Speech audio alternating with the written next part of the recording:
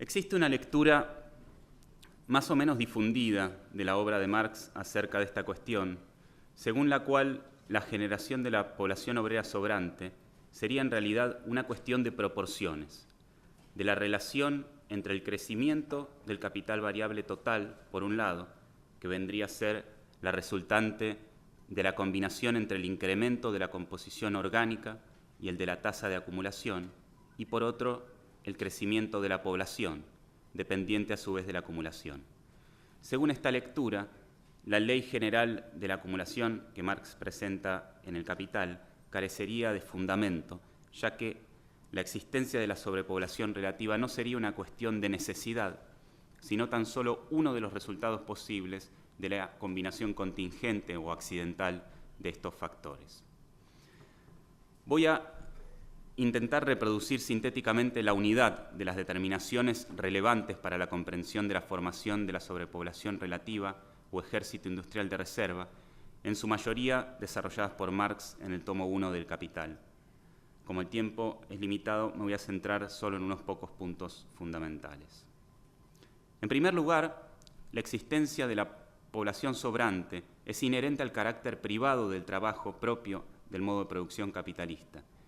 El hecho de que el trabajo social en nuestra sociedad toma la forma de un cúmulo de trabajos privados y recíprocamente independientes implica que la unidad material de la producción social se realiza necesariamente a través del constante exceso y defecto de la producción de valores de uso en las distintas ramas respecto a la necesidad social solvente que existe por cada uno de ellos a su valor. Para que en cada rama de la producción el capital encuentre suficiente fuerza de trabajo en los momentos en los que produce en exceso, la fuerza de trabajo que opera en las distintas ramas debe sobrar cuando se produce en defecto e incluso cuando la producción encuentra su nivel normal. En el desarrollo que realiza Marx en El Capital, nos enfrentamos por primera vez a la existencia de un exceso de fuerza de trabajo al investigar la determinación de la extensión de la jornada laboral. En ese contexto, la existencia de fuerza de trabajo en exceso respecto de las necesidades inmediatas del capital se presenta como algo dado, y la pregunta que se hace Marx no es por qué existe fuerza de trabajo en exceso, sino por qué, existiendo fuerza de trabajo en exceso respecto de la necesidad social solvente que existe por ella a su valor, la fuerza de trabajo no se vende sistemáticamente por debajo de su valor. Lo que se pone en evidencia en ese punto es que la reproducción normal de la fuerza de trabajo y por lo tanto la venta de la fuerza de trabajo por su valor es una necesidad del capital social, o sea, de la unidad de los capitales individuales, y que esta necesidad se realiza a través de las relaciones de solidaridad que establecen los obreros en la venta de sus fuerzas de trabajo, a través de la lucha de clases que la clase obrera entabla con la clase capitalista y a través de las leyes del Estado que establecen una jornada legal. Es decir, vemos allí que el capital social necesita al mismo tiempo que sobre fuerza de trabajo y que ésta se venda a su valor. Y vemos cómo es que esta doble necesidad se realiza a través de una serie de relaciones directas que establecen los individuos en cuanto a personificaciones del capital social.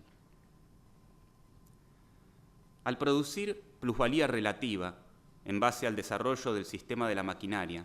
el capital determina a la clase obrera de un modo triple. A una porción de la clase obrera la requiere como mero apéndice de la maquinaria, y en la medida en que simplifica y vacía de contenido su trabajo, demanda de ella cada vez menos atributos productivos. A otra porción, en cambio, la requiere para el desarrollo de la ciencia y sus aplicaciones tecnológicas, así como para el control del proceso de producción y valorización basado en la maquinaria, y por lo tanto la requiere con la capacidad para realizar un trabajo de creciente complejidad. Finalmente, el capital social requiere a una tercer porción de la clase obrera como una población obrera relativamente sobrante, que el capital tiene a su disposición, pero que no utiliza en lo inmediato. El capital necesita fuerza de trabajo sobrante en todo el espectro cualitativo de atributos productivos de la fuerza de trabajo. En consecuencia, la población obrera sobrante comprende dentro de sí a la unidad de subjetividades productivas cualitativamente diferenciadas de la clase obrera, a todo el espectro cualitativo de trabajos concretos. Cuando investiga la reproducción del capital, Marx observa que el proceso de producción capitalista es ante todo un proceso de producción y reproducción de la relación social capitalista, del obrero como vendedor de fuerza de trabajo, como trabajador forzado para el capital, y del capitalista como propietario de los medios de producción. La reproducción del capital implica, por lo tanto, producción y reproducción del proletariado. La reproducción ampliada, por su parte, pone en evidencia que la formación de pluscapital tiene por condición que estén presentes en el mercado de trabajo las fuerzas de trabajo adicionales que esta ampliación requiere. La presencia de esas fuerzas de trabajo adicionales está comprendida en el valor de la fuerza de trabajo, que no incluye, por lo tanto, la mera reposición de las fuerzas de trabajo a medida que se agota su vida útil, sino también el crecimiento en el número total de obreros que es necesario para satisfacer las necesidades de la acumulación del capital. Entremos ahora en el contenido del capítulo 23, que Marx titula La Ley General de la Acumulación, dedicado expresamente a investigar la cuestión de la población obrera relativamente sobrante. Como todos saben, Marx comienza su análisis considerando qué ocurre cuando la acumulación tiene lugar sin cambio técnico. En este caso, al no cambiar la composición orgánica del capital, el crecimiento del capital variable global es proporcional al crecimiento del capital total. El capital variable crece a la misma tasa a la que se acumula el capital global. Esto significa que la demanda de trabajo crece al mismo ritmo que el capital global. En estas circunstancias, si la tasa de acumulación supera la tasa a la que crece la oferta de fuerza de trabajo, los salarios tarde o temprano tenderán a subir por encima del valor de la fuerza de trabajo. Pero la propia suba de los salarios reduce la masa global del plusvalor y, en consecuencia, la tasa de acumulación disminuye. El movimiento del salario se presenta entonces como el mecanismo a través del cual se regula autónomamente la proporción entre el capital variable global y el tamaño de la población obrera. El ajuste se produce por la retracción o expansión en el volumen de la acumulación y no a través de la aceleración o desaceleración del crecimiento de la población obrera.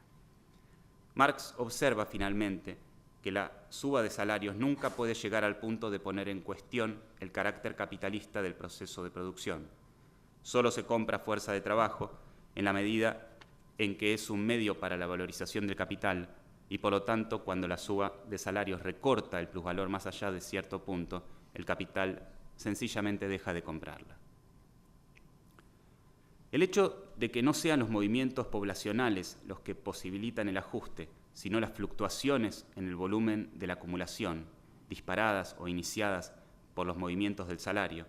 no debe llevarnos a caer en la apariencia de que el crecimiento demográfico es independiente de la acumulación. Incluso cuando el crecimiento demográfico, en la medida en que está sujeto a las determinaciones inherentes a la reproducción biológica de los seres humanos, representa evidentemente un condicionamiento natural a la acumulación. El capital choca aquí indudablemente con un límite que le es exterior, pero la misma revolución en la capacidad productiva del trabajo, a través de la cual produce el plusvalor relativo, le permite trascenderlo. En efecto,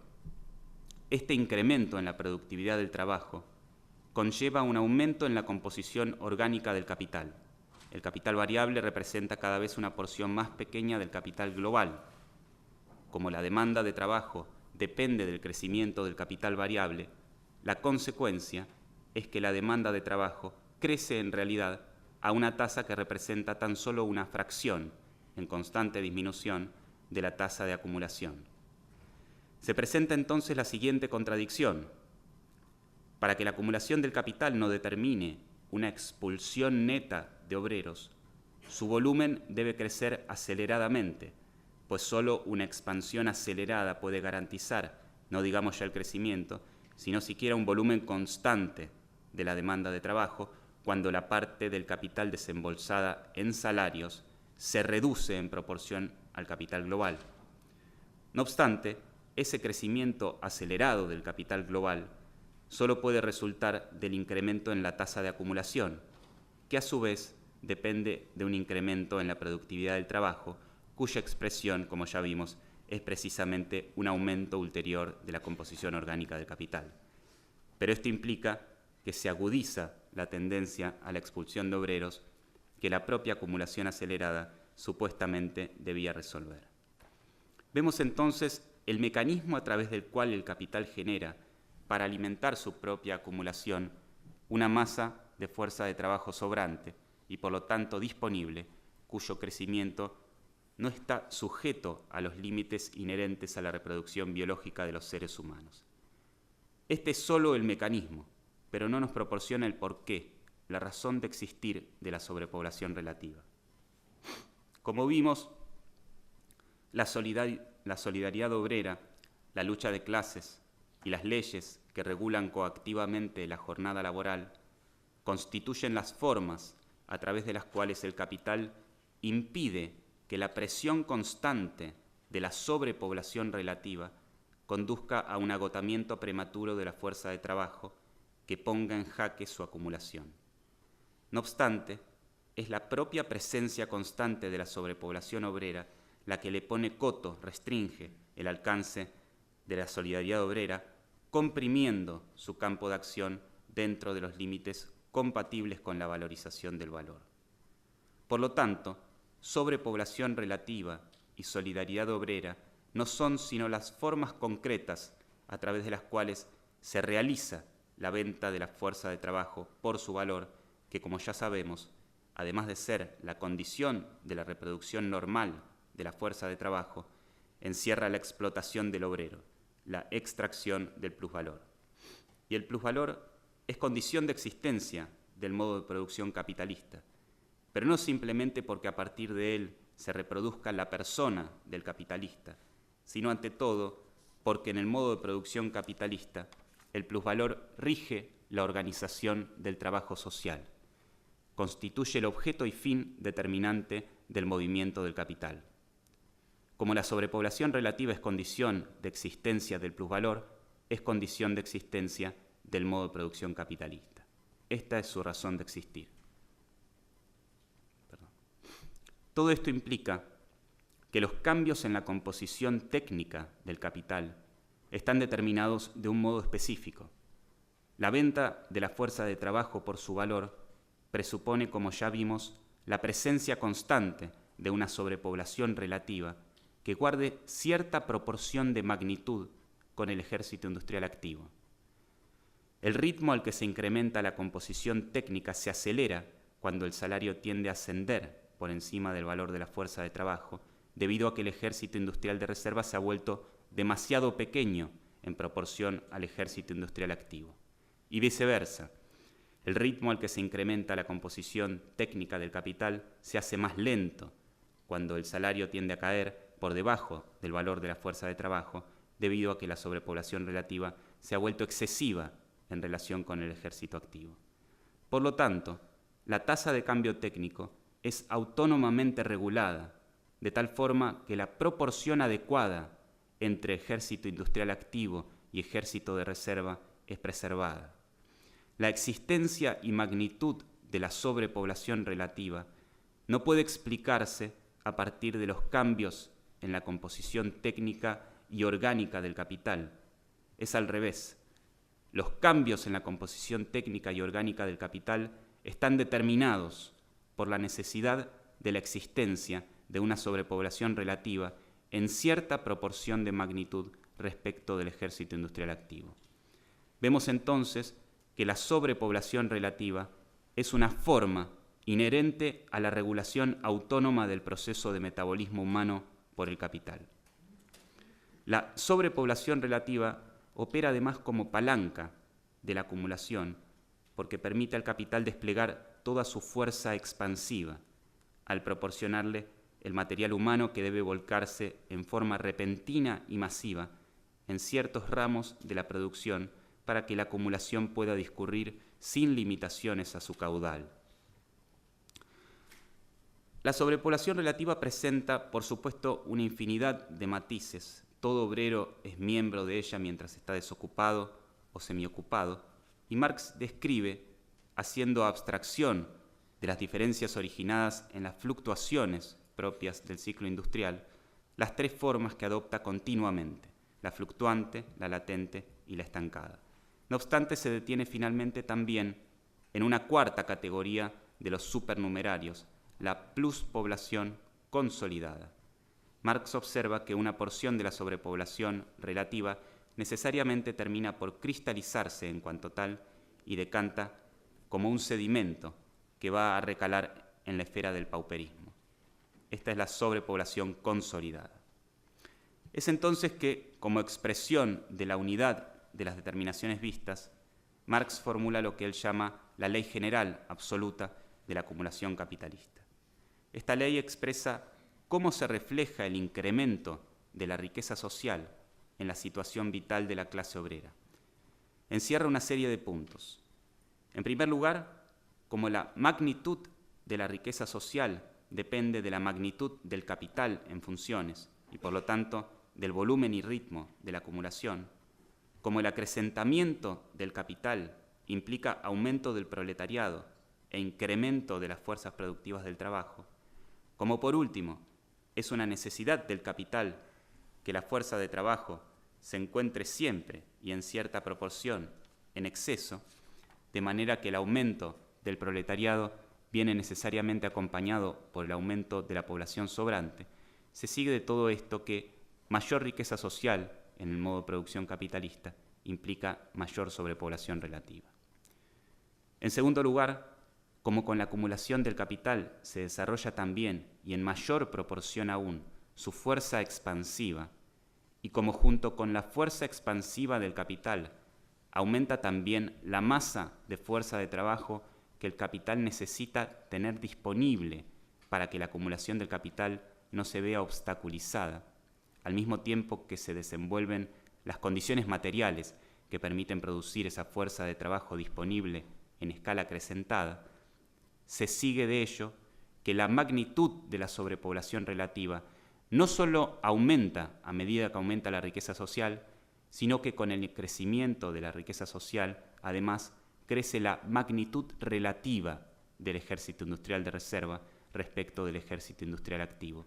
ya que el tamaño del ejército industrial de reserva no depende simplemente de la magnitud absoluta de la riqueza social, sino de las potencias que en ellas se encierran para producir más riqueza social. Finalmente, como la sobrepoblación consolidada constituye un subproducto necesario de la sobrepoblación relativa, su sedimento, y como cuanto mayor es la riqueza social, mayor es la magnitud proporcional de la sobrepoblación relativa, se sigue de todo esto que con el crecimiento de la riqueza social crece en términos relativos el pauperismo. Para concluir entonces, quisiera hacer una breve reflexión acerca del vínculo entre esta ley general de la acumulación y lo que Marx reconoce en el punto 7 del capítulo dedicado a la acumulación originaria, como la tendencia histórica del capital a su autoabolición bajo la forma de la acción revolucionaria de la clase obrera. Hemos visto que la producción del plusvalor relativo por el capital encierra al mismo tiempo la necesidad de la generación de una población obrera relativamente sobrante,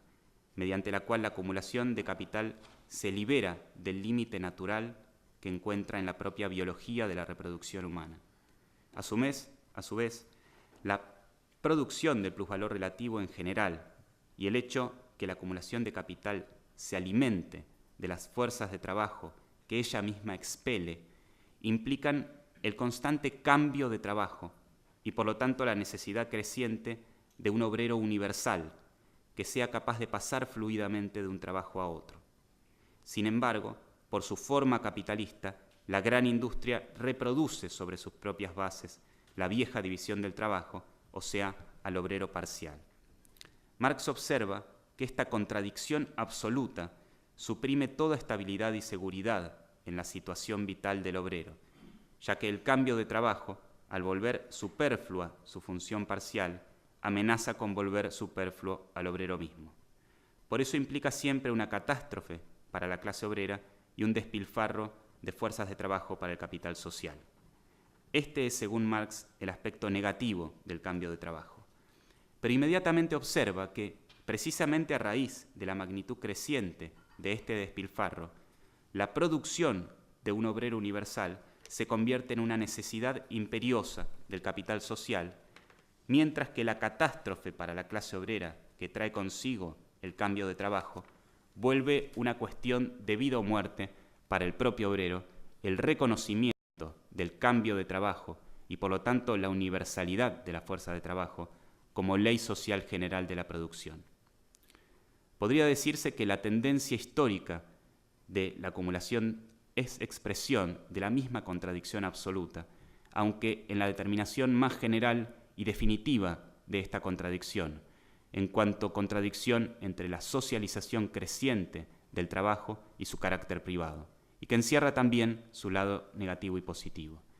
Con el avance en la centralización de los medios de producción y la socialización creciente del trabajo privado como expresión de la necesidad del capital de producir plusvalía relativa, la regulación autónoma, o sea, inconsciente, de la producción y el consumo sociales por el capital, llega a convertirse en un obstáculo para su propia autoexpansión, y la organización científica del trabajo social comienza a ser cada vez más una necesidad del capital social, mientras que la personificación de esta necesidad por parte de la clase obrera, a través de la superación revolucionaria de dicha regulación autónoma y por lo tanto del propio capital, por medio de la organización consciente de la producción y el consumo sociales, se vuelve para la clase obrera también una cuestión de vida o muerte, pues sólo así puede impedir que la autoexpansión del capital tenga lugar a expensas de ella misma. Gracias por la atención.